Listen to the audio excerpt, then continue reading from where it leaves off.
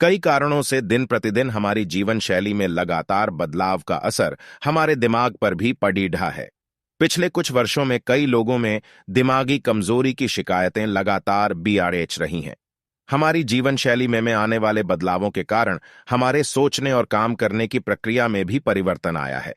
आजकल हम देखते हैं कि आधुनिक समाज में हर व्यक्ति दूसरे व्यक्ति से किसी भी कीमत पर आगे निकलना चाहता है।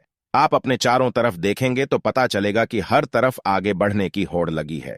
इन्हीं सब कारणों से हमारे मस्तिष्क पर अतिरिक्त भार पड़ता है। अब हालत यह है कि कम उम्र के लोग भी तनाव से ग्रसित हैं। कई बार आदमी का दिमाग कमजोर पड़ने लगता है। इसकी वजह से समस्या कई बार इतनी गंभीर हो जाती है कि व्यक्ति के मस्तिष्क में दौरे पड़ने लगते हैं। इस वजह से व्यक्ति अपने हर एक काम के लिए दूसरों पर निर्भर हो जाता है। उसे बोलने, पढ़ने, लिखने, समझने में दिक्कत आती है। साथ ही व्यक्ति की याददाश्त भी कमजोर होने लगती है।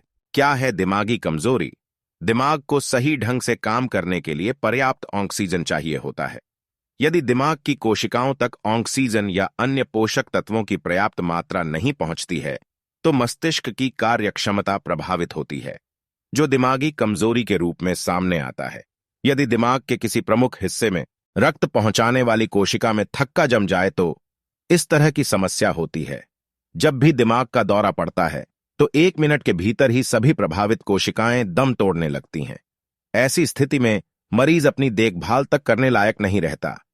उसमें हिलने की भी शक्ति नहीं रहती। दिमागी कमजोरी के लक्षण: हाथों, पैरों या चेहरे में अचानक झुनझुनाहट महसूस होना या कमजोरी आना। शरीर के एक तरफा हिस्से में लकवा भी आ सकता है। समझने या बोलने में एकाएक रुकावट आना। एक या फिर दोनों आंखों से दिखने में दिक्कत आना। चक्कर आना, चलने में परेशानी होना। शरीर को संतुलित रखने में परेशानी आना। गंभीर मरीज: चलने में परेशानी होना, शरीर को संतुलित रखने में परेशानी आना। गंभीर मरीज का बेहोशी में जाना, बिना किसी वजह के सिर में तेज दर्द उठना। किसी व्यक्ति में अगर ऐसा कोई लक्षण दिखे तो उसे तुरंत ही किसी न्यूरोलॉजिस्ट से सलाह लेनी चाहिए। ऐसे परिस्थिति में समय की बहुत कीमत होती है। जरा सी भी लापरवाही आपको अपनी जान देकर चुकानी पड़ सकती है। दिमागी कमजोरी के कारण यह बीमारी किसी भी व्यक्ति को हो सकती है, लेकिन यह ऐसे लोगों में अधिक होती है जिन्हें धूम्रपान या तंबाकू की आदत होती है, और जिन लोग को मधुमेह, उच्च रक्तचाप, डायबिटीज आदि बीमारी होती है। इसके अलावा जो लोग व्यायाम नहीं करते, ज्यादा घी तेल खाने वालों में, मोटे लोगों में, तली हुई व चर्बीयुक्त पदार्थ अधिक खाने वालों और ज्यादा शराब पीने वाले लोगों में भी यह परेशानी होती है। आनुवंशिकता और तनाव भी इस बीमारी के काफी बड़े कारण है। दिमागी कमजोरी से बचाव: इस बीमारी को दूर करने के लिए मांसपेशियों में होने वाले खिंचाव को कम करके गतिहीनता को दूर किया जाता है। रोजाना एक्सरसाइज से भी फायदा पहुंचता है, लेकिन यह उपाय मरीज को पूरी तरह ठीक नहीं कर पाते। इसलिए डॉक्टर रोगी की हालत व गतिहीनता को देखकर उपचार करते हैं।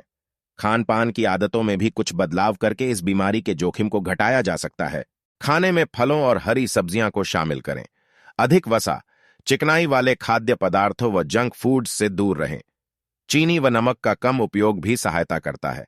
वजन कंट्रोल करने के लिए सुबह टहलने की आदत डालें।